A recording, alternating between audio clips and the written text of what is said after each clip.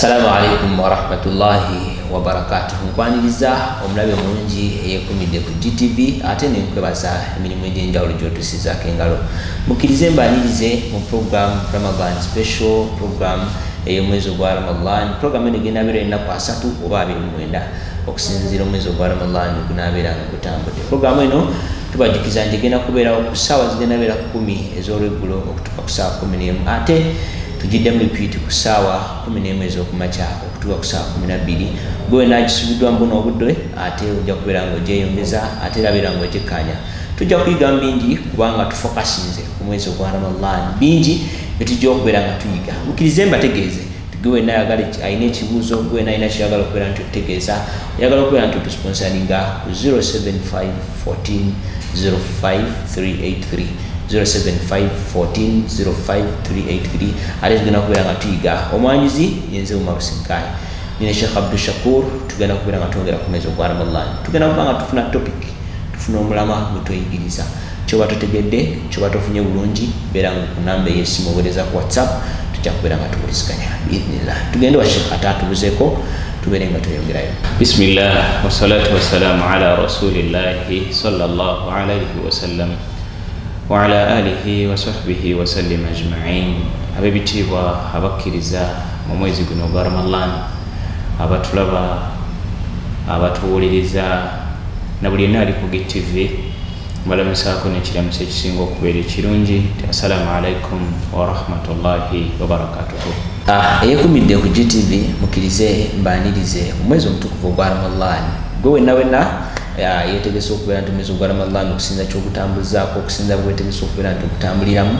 nywera era yongera okubeera nti ojjuza enniyayo, tubeere nga tutambulira wamu bonna Allah bawadde obulamu biidhni subhanahu wa ta'ala.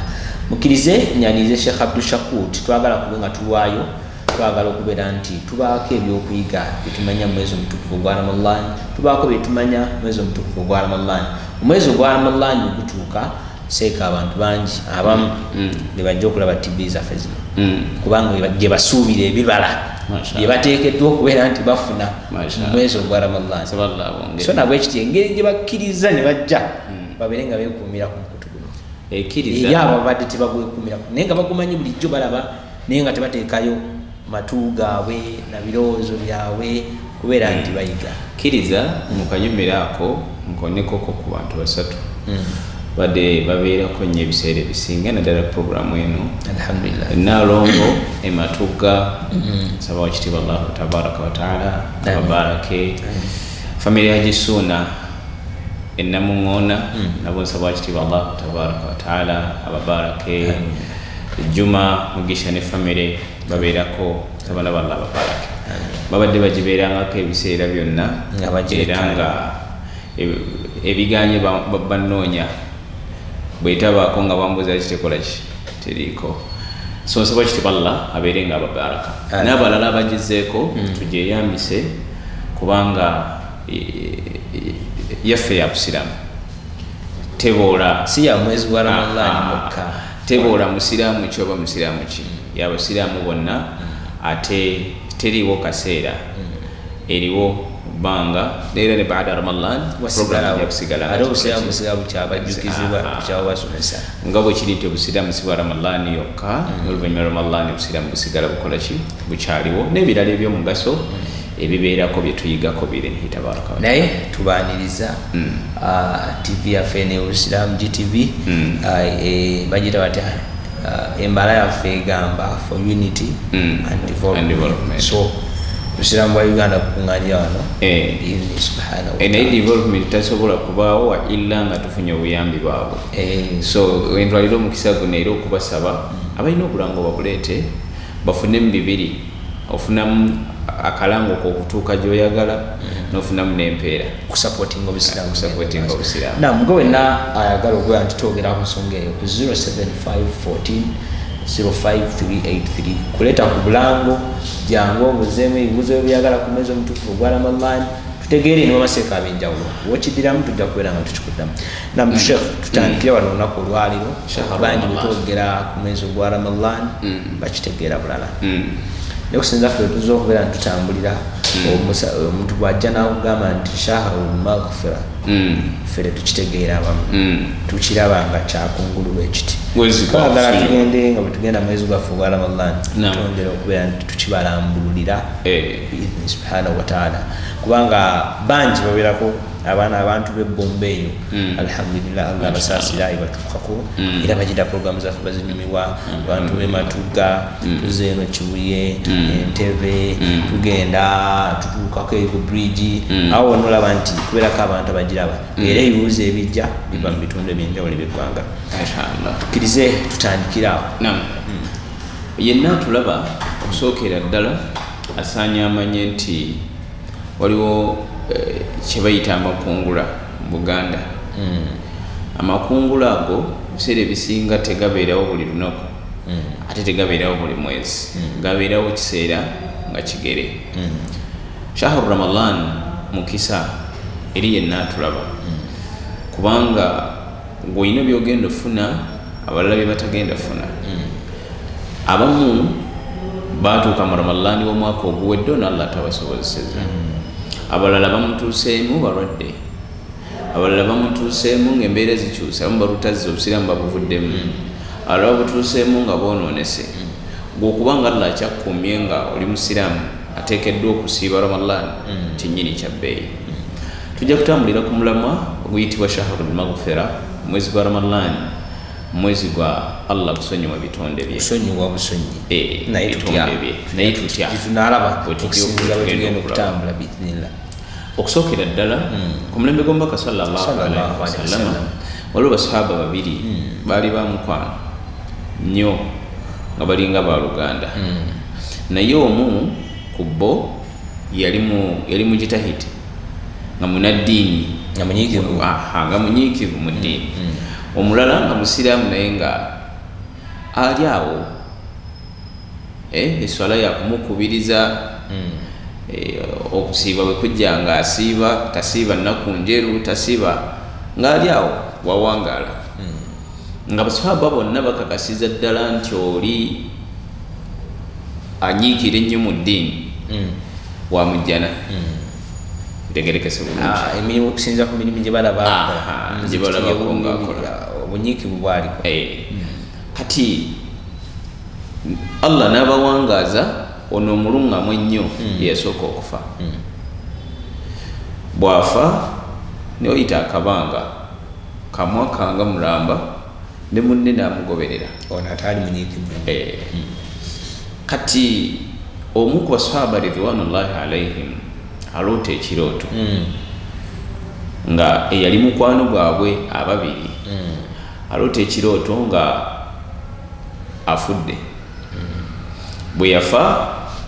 n'atuuka ku mulyango gw'ejjana omu ku bana ababiri nedda owokusatu yali mukwano gw'ababiri bano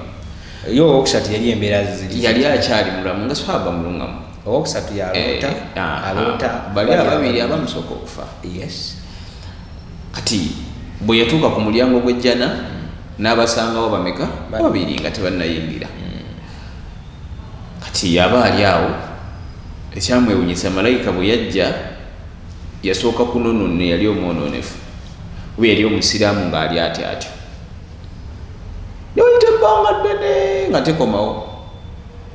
ono akyali ku mulyango kweomanyi ti mulongoofu nedda nenonoono bwe yadda okunonoono negamba oli ali mu kirooto ngaago ebiseera bye tebinakolaki tebinatuuka ddayo kati sahaba kyamwewuunyisa nnyo ne kimutiisa okusinziira ku kibbi yali amanyi ku baddu bano ababiri ne kye yali asuubira akiri kulaba nga ekituufu kimutawaanyiza n'adduka agende eri omubaka Muhammadi sallallahu alaihi wasallam atuuka ewa nabbi sallallahu alaihi wasallam yamusanga ne basahaba nga batudde n'amunyumiza emboozi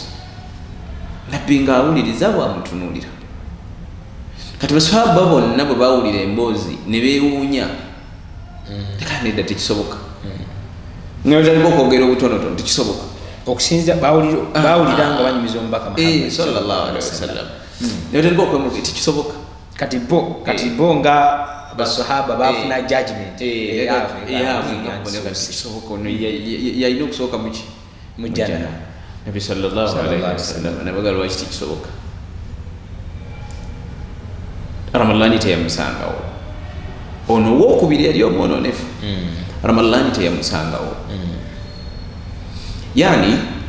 mu byonna ekyalimu ng'ekyokuyiga omuntu Ramadhani gwesanzeewo aba wanjawulo ne bwaba mwononefu Ramadhani gwetasanze oli yafa kabla Ramadhani yafa mwaka mulamba ono nasinga ono ekisiibye eki yasiiba n'abaana n'afa ono n'addamu omwaka omulala Ramadhani nemusanga ate yafa oluvannyuma lw'okusiiba ekisiibo kimu bwe kiti kyeyasinga oli ekisiibo ekyo kyeyasinga oli Allah n'amusonyiwa ebyonoono byonna bitegerekese bulungi n'ayingira ejjana n'asookayo oli kati baganda baffe abatulaba mulimu bba badde bawangaala obulamu nga bwabutafaayo ku ddiini yaabwe abadde yenywera mwenge gwe abadde yenywera sigala we abadde yeyendera byonna abikoze naye asobola okuyingira ejjana n'asookayo seekamuzaata lwa Ramadhani eno niryo Allah gyatuyingiza n'asookayo seekamuzaata n'asookayo buli yenna gwamanyi yali omulongoofu lwa Ramadhani eki bwe buzito bw'okusonyiwa okuli mu mwezi gwaki gwa Ramadhani yenna atulaba nga ali mu mwezi gwa Ramadhani tonafuwa tusibako ennaku 15 kyova olaba nti Allah tumusaba muziri ennaku ezasooka Allah tukusaba tutuuse mwezi ogwaki ogwa Ramadhani olw'ensonga nti abakifunamu tubula nti tujja genda tubamenyeramenyera amakulu g'ebintu ebimu ebyogerebwa nti ensonga ki omuntu abeere nga agamba Allah tukusaba Allahumma ballighna Ramadhani kusaba Allah tutuuse mu Ramadhani tujja genda tufunamu amakulu lwaki buli omunyanisa byatuke ku mwezi ogwa Ramadhani kati tubadde tuwangalira mu bulamu nga bwakugayaala bulamu bwabutafaayo ku ddiini nga tukola ffe byetwagala okukola naye Allah atuwadde omukisa ogutusangulako buli kika kya kyonoono kyonna kye tulina buli kika kya kyonoono kye tukola kitulina nga Allah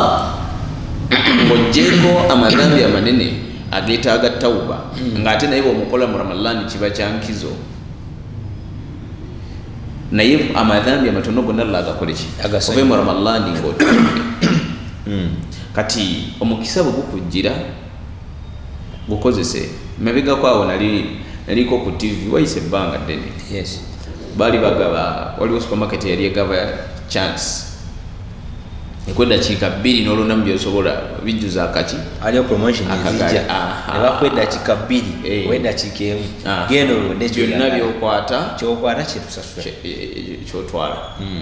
naye walaba nga abaddu nga bafunvubira asobole okudduka akwate wakiri ajjuza akaki akasero oli n'asitula ensawo ya sukaali naye ng'asitula ensawo ya sukaali misikini nga bwegimuwa mu budde obutali obutasobola gisitula naye wano wakiri asitula nsawo ya sukaali n'abaka ekidomola kya butto obudde bwe bumukwata ng'akyakikutte agenda nakyo kati ya Ramadhani nti Allah atuwadde ennaku 30 ayyaman ma'dudat ozirabanga ennyingi naye musiraamu wiikisi 4 kale abakyapangisa kutwala ng'omwezi gwa rent bali to bawa kasasula bwoti ogenda kulanga zingwa ino ka subhanallah rent nga yangu kati ya Ramadhani ate n'ekigambo Ramadhani tikitegeeza ko naku kusiba naku okukola ko naku 10 zisooka nga bwe tujja okulaba Ramadhani shahru mwezi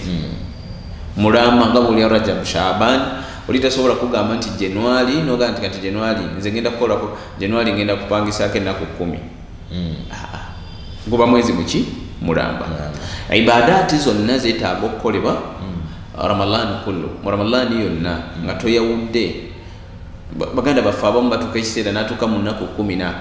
n'alegeza n'abiva nako wane essaawa eno mu nnaku zonna ezisooka amaanyi gaba mangi naye okufuna obulungi bwa Ramadan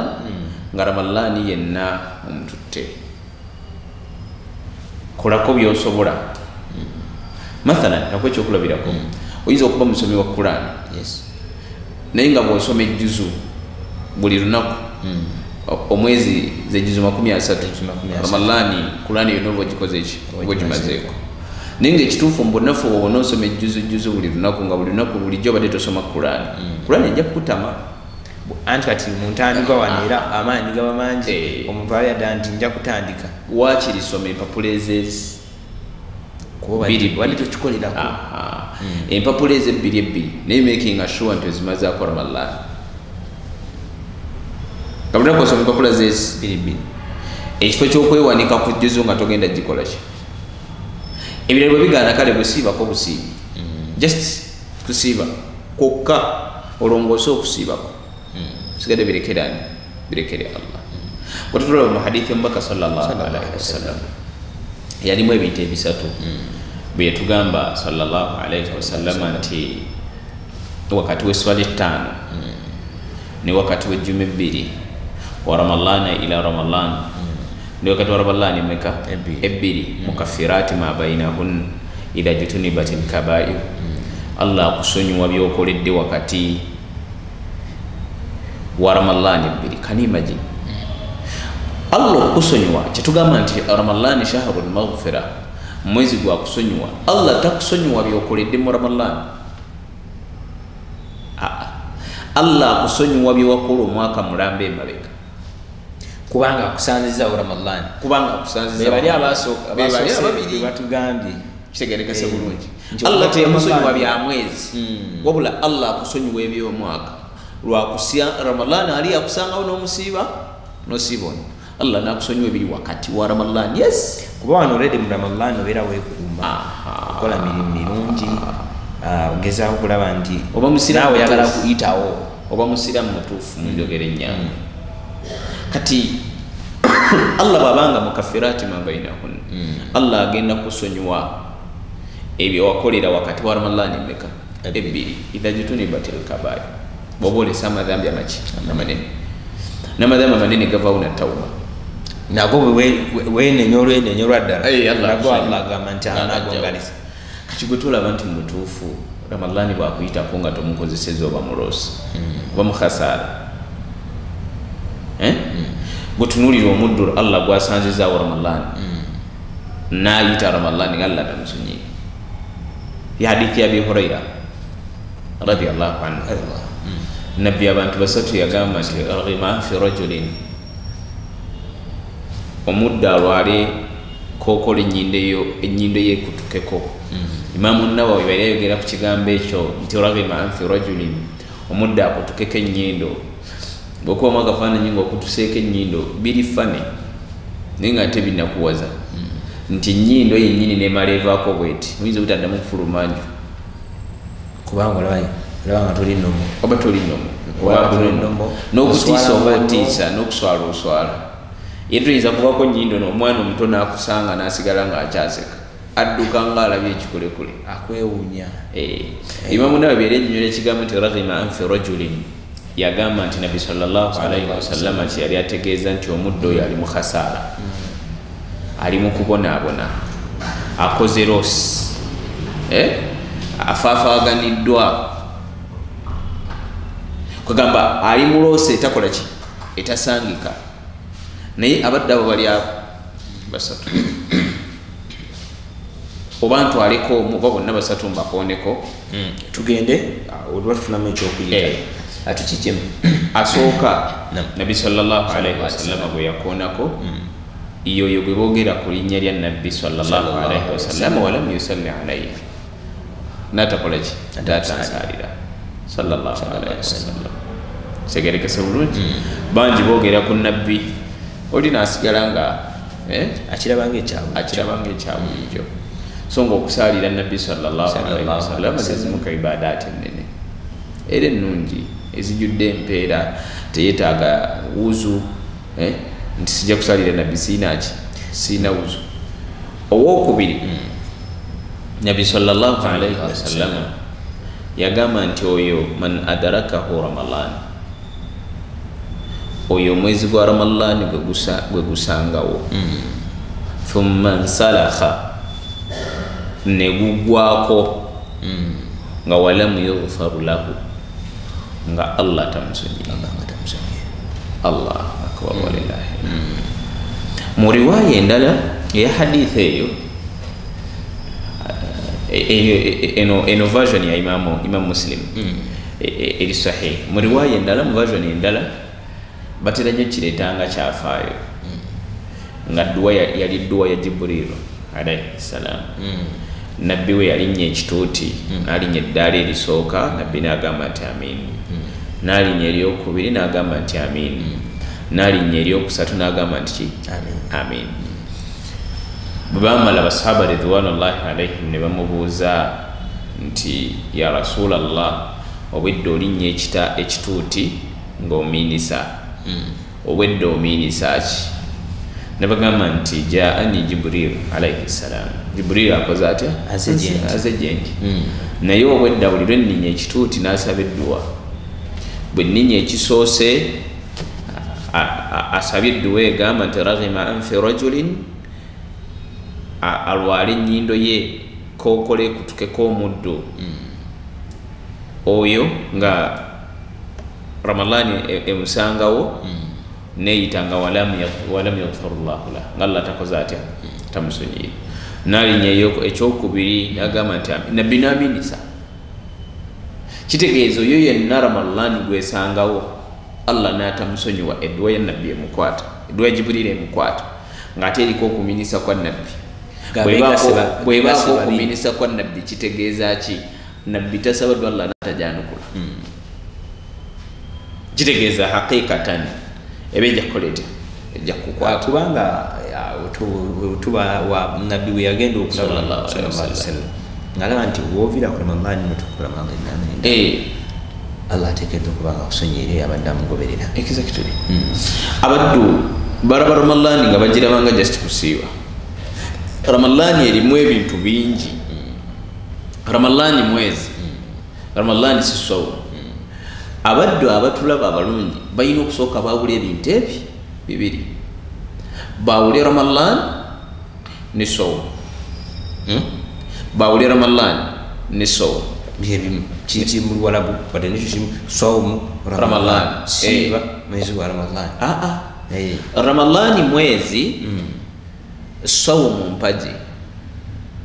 Era tosobola siba butali mwezi. Guno mwezi gwe tusiiba nedda sebo. Abaatusooka olubereberye tebasiibanga Ramadani, basiibanga mwezi mulala. Nabbi Dawuda alayhi salatu wassalam kana yasuumu al-yawm wa yafturu al-yawm. Leero yasiibanga enkya n'alya. Okusiiba kwa njawulo n'obwetteeka bw'okusiibwa bwajja nga Ramadani waali. Atula ku GTV program Ramadan special yegenda maaso. Seka abitaddemu ebintu bino enjakukana kusiiba omwezi gwa Ramadani n'okusiiba. Oli okufuna obwanze tusuubira nti tugenda siiba mwezi gwa Ramadani, ebintu bikwatagana naye kati gwetandisa obireeta mbooti anti mukubyawula mwe muli obulungi. Kubanga abasinga obungi babigatta ne bafiirwa. Ramadani mwezi,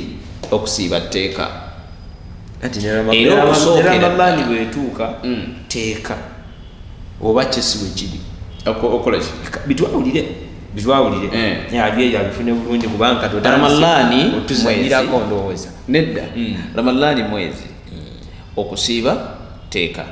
Okusiiba is just part of Ramadan. Empagi y'okuna eyogera kusiiba mwezi gwa Ramadan. Naye okusiiba is just part of Ramadan. Tugende mu maaso katika kwe ekyokulabirako ekiraga nti okusiiba is just part of Ramadan. Allah yagamba mu Quran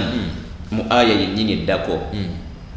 ng'ofudde kweraliko okusiiba, shahru Ramadan alladhi unzila fihi alquran hudan linnasi wa bayyinatin min alhuda walfurqan.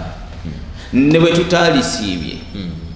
Allah ne bw'ataalitadde siyamu ow'etteeka mu Ramadan, Ramadan olwedde yali wankizo kubanga yakkira mu Quran. kitegerekese oba kubanga Qur'ani yakka tetunatandika kusiiba batandika okusiiba e Madina mwaka gwa 2 nga already Qur'ani nga Qur'ani yakka emyaka 15 emabega. Qur'ani okutegeeza okugwayo kwayo oba okutandika okubeera nti ekka okukka okuva kugula erisoko okuva ku Sidratul Muntaha paka kugula erisooka nga tennajja wano kati okukka Allah kwayogerako kwekukka kwa Qur'ani yonna eveyo nga Allah yewugwaze kati agisseno naye tennajja kumubaka yakka kitundu kitegerekese bulungi that is one. Okukka kwa Qur'an okuva waggulu okujja kugula erisooka Jibrilu yajijjanga agireetere Nabbi sallallahu alaihi wasallam yali Ramadan bitegerekese bulungi ekyo kimu obwa special wa Ramadan olwokubiri Nabbi sallallahu alaihi wasallam Qur'ani okumukkako omulundi gwo gwasooka suratul Iqra bismi rabbikal ladhi khalaq aya esooka yakka 24 Ramadan nga tebasiiba tuli fenna tuli wamu kikulaga obwenkizo obwa Ramadani ng'omwezi byawukana n'okusiiba baali tebasiiba mu Ramadani era baasiibanga nnaku ndala bal era ekyokusatu ekikulaga obwenkizo bwa Ramadani tunuulira aya eri waggulu ya ayyuhalladhina amanu kutiba alaykumus siyam kama kutiba alal ladhina min qablikum la'allakum tattaqun aya eddako ayyaman ma'dudat faman shahida minkum ash-shahra فليصم ومن كان منكم مريضا أو على سفر فعدة من أيام أخرى يريد الله آية كما فعدة من أيام أخرى وعلى الذين يطيقونه فدية طعام مسكين فمن تطوع خيرا فهو خير له وأن تصوموا خير لكم إن كنتم تعلمون. أي آية لتدارك كسيبا لتكفورا كتيك yali balagira okusiiba kasita gwatandise atasobodde oyinoka kasantu bimajiza eyo aya yali tefuula kusiiba kwa tteeka wabula eyo aya yali balagira kusiiba asobodde asiibe atasobodde akoleki alemereddwa aliise kitegerekese bulungi kikufaananireko nga bwe twali abato nga kitammwe oba mama wamwajja n'abagamba pipa eyo nga tennajjula teri kulya mmere oba najja nabagamba musena amazzi muteeke mu pipa eyo kigeza niba batejjudde it's okay naye obuzibu kasita akozesa ekigambo nti bwe batennajjula teri kulya mmere kitegeeza ina kubanga ebimbye kati bye bigambo bya Allah bino aye yali tefuula kusiiba kwaki kwa tteeka aye efuula okusiiba okwetteeka yeddako akkiriza ebintu bino obireeseemu ensasagge naye ali yatukanya Ramadan special kkiriza ebingi bye tugenda okubeera nga tuyiga okusingako wano kkiriza ogikwateko sawa zijja kubeera 10 okutuuka ku saa 11 ate era olukumakya sawa 11 okutuuka ku saa 12 biidhnillah tujja kubeera nga tugyeyongeza wabeerawo enkyukakyuka yonna tujja kubeera nga tubategeeza biidhni subhanahu wataala wabula mwenyewe mwekwate ku GTV bingi programs nyingi zetugenda okubeera nga tukkanya salat tarawih tujja kuba tugifuna live from Makkah biidhni subhanahu wataala ne programs ekisiibo siburuka bingi byetugenda okubeera nga tusigala tukkanya ng'abalayi ba GTV mukirize tugendeko mukumulamu katono ate tubeere nga tukomawo.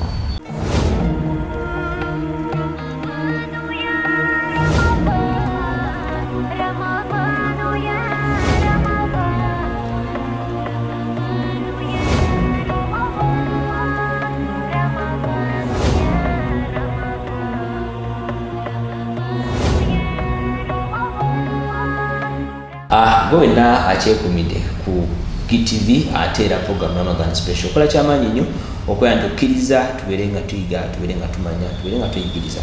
wabula mbajjukiza gwena alina ekibuuzo alina kyayagala okumanya oyagala kubeera nti tusponsoringa tukwaniriza ku 07514053883 sindikako ekibuuzo kyo buuza seekajja kubeera nga kiddamu ekibuuzo kyo biidhnillah mukkirize tuddeyo kwate bina byetulese tebinaggwa ate twongere okubeera nga tubikakkanya twongere okubeera nga tubitegeera kati nno gwe akkiriza tweyongereyo ali ne Sheikh Abdul Shakur imam wano ku link basi tamino masjid yabo tukawo Sheikh Abdul Shakur jamulaba katusuubire nti enteekateeka za Ramadan namwe muzikwasiganyiza bulungi. Alhamdulillah. Tarawih ewammwe weeri. Alhamdulillah. Musaala. Alhamdulillah. Biidhni subhanahu wa ta'ala. So obudde buba bukutte masjid oyeyunira n'asooka sala n'abyokadde ewaka. Era bwe kisinga obulungi. Tutera kutyamu kuwanvuya abantu naye ffe wano ku masjidi Gaddafi tusaalira ddala nga wenna agamba nti akubera ng'osaala National Mosque tarawih weeri. Naam Sheikh, tubadde tulese tutugamba omwezi ogwa Ramadan guli eno okusiba kuli kati bijja bitabikwatagane kubanga ffenna twesunga omwezi gwa Ramadan. Abakadde baffe muwadda ya Ramadan balina engeri gye babyogeramu awo. Kati ekifaananyi kyenyinza okukubira ekyangu kikya programu eno gye tulimu Ramadan special eri ku GTV naye si eyo yokka programu eri ku GTV eri part programs ezibeera ku GTV. Ramadan okusiiba gye gimu ku mirimu emirungi egy'etteeka egikolebwa mu Ramadan. Ekyenjawulo nti okusiiba gwe mulimu ogw'etteeka mu Ramadan. Emirimu egisigadde ng'ojje eswala obviously eyo esigala ya tteeka ne zaka asigala wa tteeka ne hijja asigala wa tteeka naye gwe mulimu ogulabika mu mwaka omulundi ogumu nga gweyawulidde mu mwezi gwa Ramadan naye guli just part ku mirimu egikolebwa mu Ramadan. Obulungi bwa Ramadan tebuli mu kusiiba kwokka kyobula bweyogedde ku tarawih. Obulungi bwa Ramadan tebuli mu kusiiba kwokka era kyobula mu hadithi emu Nabbi sallallahu alaihi wasallam hadithi ya Abi Huraira eri sahih yagamba nti idha jaa Ramadan bwatuuka futihat abwabu rahma miryango gy'okusaasira gikola ki gyegula. Allah musaasizi mu Ramadan alimu ebintu bingi sikusiiba kwokka. Kati kyembadde gamba nti eri aya yali tefuula kusiiba kwa tteeka kitegeeza Ramadan yaliwo qabla siyam. Aya efuula okusiiba okw'etteeka yeddako wansi shahru Ramadan alladhi unzila fihi alquran hudan linnaasi wa bayyinatin min alhuda walfurqan. Allah kyagamba nti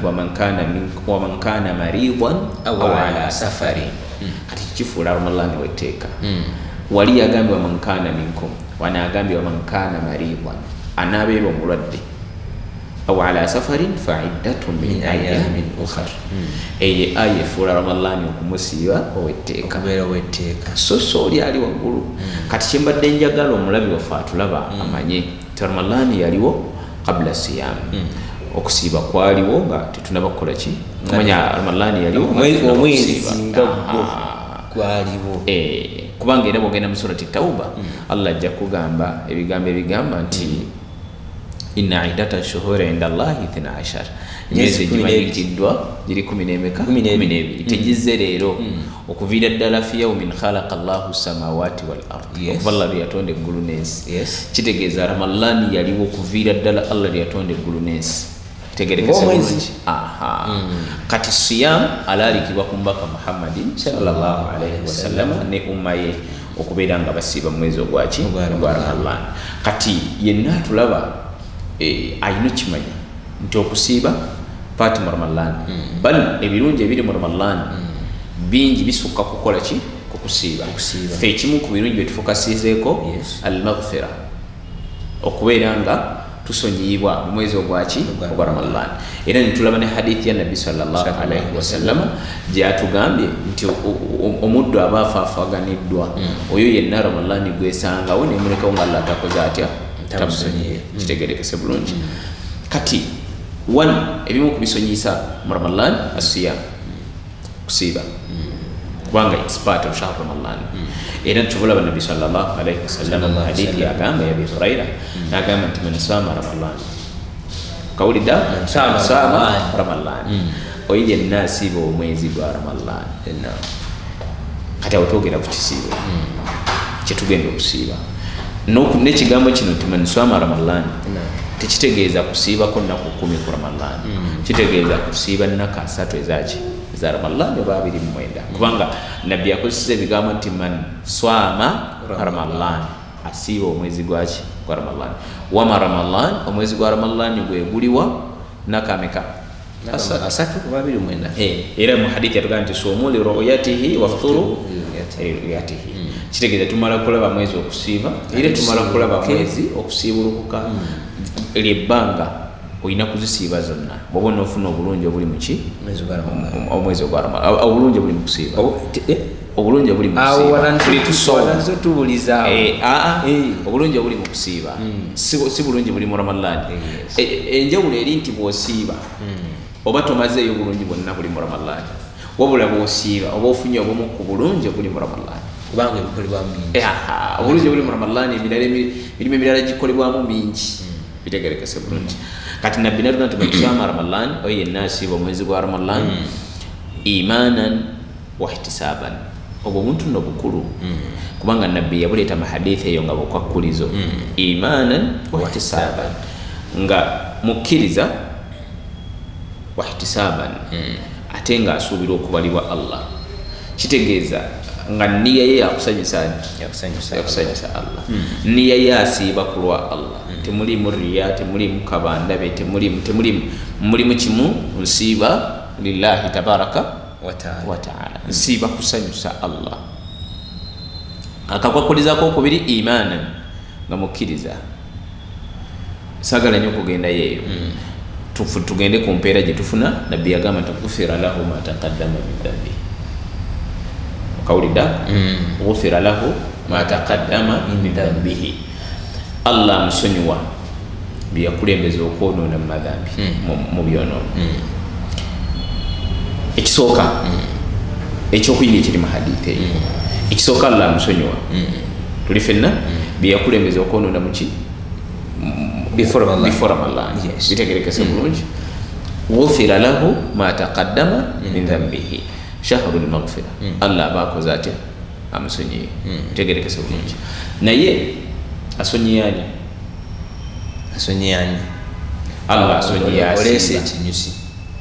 Allah asonyiyani eyasiibye mu mwezi gwa Ramadan sosa aguyingira obuyingisi anja aguyingira obuyingisi nemanya nti gyendi nensigala nga nkola ebyange naye ng'akimanyira awo aba n'ekitiibwa tajja kuliira mu lujjudde y'ebintu bya mukyama oyo yetaliyo asiibye man swama Ramadan asiibye omwezi gwaki gwa Ramadan kati awo waliwo abantu abayinza okubuliramu omukyala ali olubuto abaliba mu basiibi era naye empeereza azifuna Allah yamulagirira bwe kikyalina okukola zikola ki zifuna kubanga embeera ye ya bukake si yatayagala kukola ki kusiiba kubanga omukyala ali olubuto akkirizibwa okusiiba bwe lubanga terukosa omukyala ali muhaivu abalibwa mu basiibi kozesa olulimi lutigiira kulaba kati otandise omukyala eyakyadde mu parliament abalibwa mubaki mu basiibi omukyala ali mu nifas oba yakazaala babayita banakawere nakawere abalibwa mubaki mu basiibi omusajja ali ku lugendo abalibwa mu basiibi tuli fenna okusinziira ku mitendera gy'abeera alina okugoberera oba already bali automatic abalibwa mu basiibi olw'ensonga okwo obutasiiba bwe buliko ensonga bitegerekese kale buli yenna nga obutasiiba buliko ensonga mu shariya abalibwa mu basiibi era ng'oggyeko obutalya n'obutanywa alina okukola ebirala byonna omuntu yasiibye byakola bakitegerekese bulungi okwekuuma byonna byonna omuntu byatasiibye atalina kukola byonna si lwakuba nti bw'obeera mu haivu wawe mule kitegerekese bulungi bw'obeera mu parliament kitegeeza nti ovuma abantu nedda byonna ebiraalikibwa ku muntu eyasiibye n'ebikulaalikibwako ekyenjawulo nti gwe osonyiyiddwa kati kyoyagezaako okutugamba asonyiyibwa yo yasiibye naye togambye nti ate asiibye wabula buli omu tasiiba olw'ensonga emu Allah gye yatugamba naye abalibwa mu basiibi yali amone mu basonyibwa kubanga abakuba mulamu niye yebadde yakola ki yakusiiba Allah musasuzi wa alaniyatikum turzaqun Allah simulyazaama akagambo kakulu nnyo era singa abantu tukategeera nti Allah atusasula okusinziira ku nniya yo gy'oleese okukola omulimu kubanga omukyalo ono taba kuba muhaidhi yarisiibye tegerekese era abadde asiiba nekimutomera munnaku 15 namala wiiki nga takoze ekitasiibye oyo empeera oyo ajja kusonyiyibwa kubanga yarisiibye niyalla ensonga eriwo erinakyo si yakwagala tegerekese bulungi wabula Ismaili Musa Akaya Abudu nga Ramalani ebasanze ne batasiiba nga tebalina nsonga bakyali kulya mbula ku bulamu ezempe tebajja kusonyiyibwa. Okay, amukirize abalabi abalungi bajjukize olunaku lujja kubeera nga lwa Sunday, tujja kubeera questions and answers eri abo abanabeera babuuzizza ebibuuzo byabwe ebibasiiwa because tusomesa bingi naye biidhni subhanahu wa taala tugenda kufuna olunaku lumu lujja kuba olwa Sunday, buli omu atudde waka awummudde tuddemu ebibuuzo tujja kuba ne sheekhe biidhni subhanahu wa taala omu ku bamashekhe ajja kubeera nga atuddamu ebibuuzo so ku 0754053883 sindikako ekibuuzo kyo asindise amangu yajja okubeera nga addibwamu biidhnillah kubanga tuyinza okutunyonyola bingi era kuba programu eno Monday to Sunday so from Monday to Saturday to Sunday ebisomeseddwa biba bingi era oli yeetaaga okumanya ebintu bingi so olw'okwagala okuddamu ebibuuzo ebyo baweereze bwe tuba tekitumizeemu saawa eyo Sunday abeereko onakola abeereko kati mu hadithi eno ekyokuyiga ekirala ekirimu Allah nabbi yakomeka bwe yali ayogera ku kusiiba agamba man sama ramadana imanan wa ihtisaba kitegeeza atalina buntu obwo obubiri kyodolaba njogedde ku Musa Akaya Zakariya n'abalala abataasiibye nga ensonga tebalina nnambulukufu yabaganye kusiiba Allah tabasonyiwa Allah tabasonyiwa newankubadde wakisa Allah bitegerekese bulungi kati gwe webaleeba twebaleebalemu kati gwe kiri eri gwe okwetunulamu kiri eri gwe okwetunulamu naye basaanye bakimanyi nti okusiiba kwa tteeka kusiiba kwa tteeka naddala eri omusiraamu alina okukitegeera nti alina okusiiba ate okumanya nti okusiiba kwa tteeka nabbi wano okutugamba nti Allah agenda tusonyiwa yali mpeera Allah gyatuwa so sirwa kuba nti asiibye Allah amusonyiwa atasiibye Allah tamusonyiwa ne bwatakola ki ne bwatasiibye ezimu ku empeera nnyingi zetufunamu mu mwezi gwa Ramadan mu kusiiba omwezi gwa Ramadan etaamu entuufu mu Ramadan mulimu mu Ramadan tugambe mu Ramadan ezimu ku mpeera zetufuna mu kusiiba Ramadan Allah kusonyiwa nga wasiibye bitegerekese bulungi kyebala Allah yakozesa ekigambo mu hadithi al-Qudsi nagamba nti sawmu li wa ana ajizu bihi okusiiba kwange n'empeera yako nzagikola ki nzagikola naye hadithi tetegeeza nti Musa bw'aba tasiibye alekeyo hatta ne bwe kibanga ekisiibo kyogenda okusiiba kifu kyatteeka okusiiba ne bwe kibanga ekisiibo kyogenda okusiiba kifu kyatteeka okukola ki okusiiba mathalan oli ayinza okubeeraawo nga ayogera ebigambo by'ensimattu asimatuka ebigambo yasiibye n'awemula okuwemula kutta ekisiibo naye tekitegeeza nti kulya mmere olina okusigala ng'osiibye atoddemu oliwe kubanga okusiiba kwa tteeka kulinga esswala kati ekisooka tugambe nti shahru Ramadan man sama Ramadan imanan wa ihtisaban ughfira lahu ma taqaddama min dhanbihi ndoza kijjayo kigatta byonna bye tubaddeko obwedda nga abaddu bali ababiri yayingira ejjana nga nabbi okutugamba nti omuntu aba afiiriddwa yenna Ramadan gwesangawo neggwako nga latakoze atya tamusonyiye empeera zino eza Allah okusonyiwa ziri ku kusiiba kwokka fakat tegeregese bulungi teziri mu Qur'ani gyosomye teziri ku swala za sunna zokoze eki teziri ku basiibi bewasiibuludde wabula gwe kusiiba enjala nekuluma okuva emmambya lwesala mpaka enjuba lwekolete lweggwa ennaku 30 oyo nabbi gwe yayogerako yekka tannateekamu wakumeka timansama ramalan ebigambo bitebirambulukufu oyo yenna asiiba omwezi mulamba ogwa ramalan kitegeeza asiibyeko 15 n'awummula gye bali baganda baffe gye bali tulina ne bannaffe nga declare nga ebirala byonna mbikola naye okusiiba kwagala kati gye bali bannaffe nga tebamanyira bulamu bwakolaki bwakusiiba naye bwasiiba ennaku eze-10 nawulira nga obulamu bulinga obugenda naga naye teguba mululu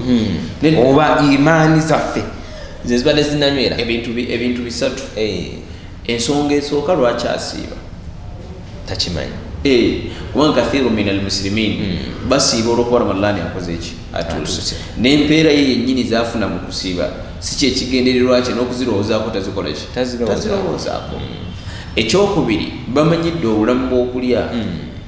yali okuva omwaka lwe gwatandika mpaka lwe gukomye talinamu olunaku lwasubiddwa kyanca wadde kyamisana olwaleero omugamba nti siiba ramadani okusiba ennakaaka ajja kuwulira nga gwa mutisa ejjinja erya kilo 5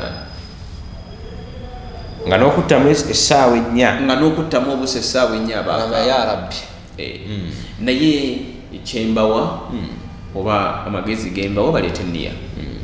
ekisooka mu byonna nabbi ekigambo kino kyagamba nti imaana watisaba kitegeeza yenna asiiba alina okuba n'ensonga ennambulukufu lwaki asiiba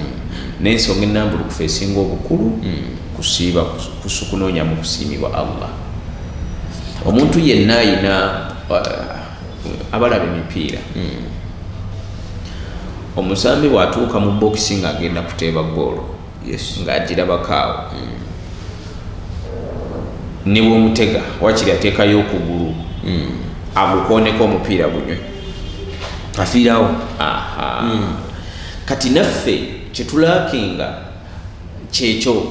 okunoonya okusiimibwa Allah okumanya nti naatera okutuuka siina kuta ffe Allah tumulabanga ataliiwo tumuteeka nnyo wala n'ebirowoozo byaffe kati n'okutusiima ne tukuteeka ewala n'ebiki n'ebirowoozo byaffe kati omusiraamu n'asiiba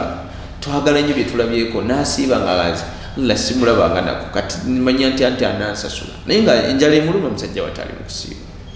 kyetulina okusooka okukola era kyenkubiriza abawalimu bonna abalaba tv eno naddala abalina emizikiti baddeyo balina bebakulembera olyanzi watalina muzikiti naye nga alina abamuwuliriramu abamutegeera olina darusu olina ramadani ngaetandika omusomo okusookera ddala bajja babasooka okusaaka essira kubuulira abantu lwaki balina kusiiba so si bantu kusiiba busiibi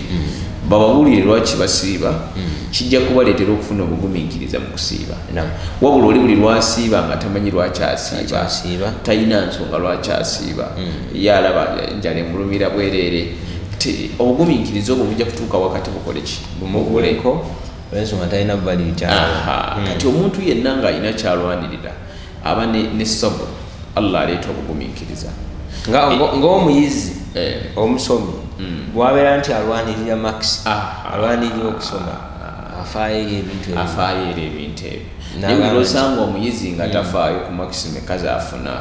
ne wajja mu kirasi neyeebaka anoonya problem yavudde ku ki wadde sibitegeera nnyo naye nkoze ntya okubeera nti mpita wano nkole bwe nti kati gwe mulamwa gusinga obukulu nti abasinga obwenyi bambi tusiiba ne tufaayo enjala netuluma naye nga tetulina nsonga lwaki enjala tetumanyi nsonga lwaki enjala etuluma tetulina kyetunoonya mu kukola ki mu kusiiba ebimu ku bye tulina okunoonya mu kusiiba kyekyo Allah tusonyiwa nze naawe tulina ebyonoono bingi andaba bwe tubiteeka ku minzaani tukimanyi bizitowa ffe tubimanyi baneiba tebabimanyi tubitegeera baba baffe tebabimanyi bakyala baffe tebabimanyi nze naawe tubimanyi titubiina ate nga nkakasiza ddala naye bw'otuluba okubamu akatambi nozzaayo wiiki nnamba emabega okakasiza ddala nti ebyonoono byolina biki bingi kati Allah okubikusonyiwa oyitanga kukola eki kusiiba ogoberezaako kale kwegamba mu kulaba okwange ng'abasiraamu tuteekeyo okumanya tuteekeyo okutegeera twongere okumanya kubanga oluusi obudde bwe tuba tulina buba tebutumala netusomesaako netunonyayo doozi ezukusa omuntu oyo atandika okugera nti ayongerezaako naye ekirala kyenjagala nyongerezeeko ku basiraamu baffe tusomesa okumala essaawa namba etugimalako naye oluusi oli atuuka obudde nga bugenze oba oli n'atuuka n'ajjamu clip ya seconds aga era ekyo kyawulidde nti kijja mumukolera era ekyo nkikoowola kubawuliriza ku balabi ajjamu ka clip katono n'agenda akabuuze omumanyi we naye naawe omumanyi hard time ate ejaji nga gwava okusomesa okulaga nti ayekyo wakoze kiki naye nga yeti yatute initiative kumanya byasoose nakutegeera byavudde mabega nakikyalitedde ensonga ekyokubiri Allah yatutonda nga batugamba amazima galuma naye ate oyagalanga nnyo akugamba amazima kubanga yakwagala omutuufu mbalayirira Allah omuntu atasobola kugamba mazima tabeera mukwano bw'obeera ne mukwano gwo nga oli mukubba nakugamba ekyo kyokola kirungi nange okuba lyakadiru kamuke oyo si mukwano gwo mukwano gwo omutuufu yagamba okubba kubi musango olw'ensonga nti Allah yatutonda ffe nga bw'obeera mu byonoono obeera ku museetwe obeera ku supiiti wabula buli kimu kirina enkomerero omuntu akutuma mu kubba takulaga bwe buli kukukuba bukumbi nakwokya bipiira nga bakutte akulaga era akulaga nti tujja kibambwe tuki always akulaga nti waliwo ekkubo bwe bitabuka naye yennyini tasobola kujjawo agamba abantu ti abaayo temukola ki temumwokya wahakatha naffe bwe tuli abatuwuliriza abalungi n'abatulaba tulekeraawo okujajinga bawalimu tukiveeko nga nti oyo mwali mujindi oyo mwali mubwati omwali mubwati wuliriza byakugamba byakusomesa ye ng'omuntu muveeko kubanga gwe gojajinga nayo kennyini olina ebibyo program Ramadan special bwenti wetambula olunaku olwaliro mukkirize tugenda kubeera nga tuwongera okubeera nga tusoma okwongera okulaga nti omwezi guno mwezi gubeera gwa kusonyiwa Allah tabaraka wa taala kubeera nga tujja kutandikirawo omulundi omulala eriyo yabaddeko olina kyofunyimu ekyokuyiga era tukuwadde entandikwayo amaanyi go obeera nga ogassa biidhinillah tujja kubeera nga tukomawo omulundi omulala kkiriza seekantu ebigambo ebisembayo ate tubeere nga tusiibula biidhinillah ebigambo byange ebisembayo bitono omuntu bw'aba azimba ennyumba afaayo nnyo okulaba nga alungira ennyumba eyo okujja mu kifaananyi ye kyayagala n'omuntu bw'aba alina kyonna kyakola ng'akyagala afaayo nnyo okukiteeka mu kifaananyi singa okubeera ekirungi oba kitegeerekeka osiibye Ramadan kansuubire nti omusiibye oyagala tebakkaka bukasi lwana nga bw'osobola Ramadani okumuteeka mu kifaananyi kyoyinza okusinga okwegomba naawe nokyegomba Allah singa mukuwa waati namukusuulira mulabeko nga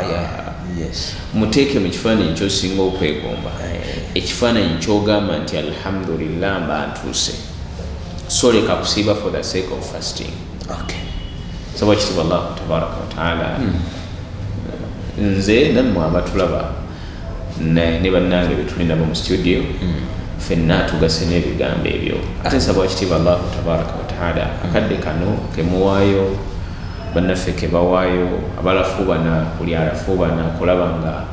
programu eno ebatuukako nsaba kitiibwa Allah tabaraka wa taala kyonna kyataddemu Allah kimulabeko yomul qiyama nga kirungi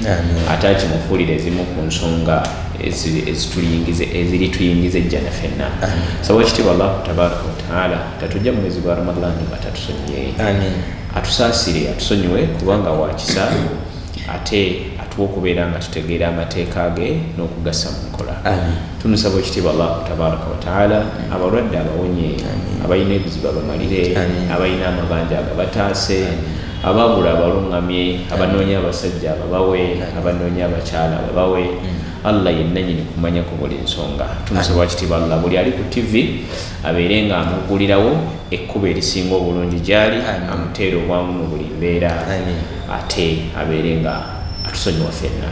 subhanaka allahumma bihamdika ashhadu an la ilaha illa anta astaghfiruka wa atubu ilaik wassalamu alaikum warahmatullahi wabarakatuh. Program Ramadan special olunaku olwaleero kakaswina kyogiyizeemu naye nga ekigambo kiri nti Ramadan special ejja kubeera special eri abo bawaayo obudde ne tubeera nga twagala tubeere nga tuwuliriza ebigambo bineeno tubajjukiza ebigambo bineeno oba oluusi abamu nebibeera ebipya matu gammwe naye awaayo obudde kkiriza okola kyamaanyi nnyo Omar Sekali ge gabadde agamba olunaku olwaleero naye ku 075 14 05 383 okusindikako ekibuuzo kyoyagala okubeera nga obuuza omuwalimu n'okutegeera si bye tusomye byokka wabula n'ebirala mukkirize tusikana olunaku olw'enkya. Assalamu alaikum warahmatullahi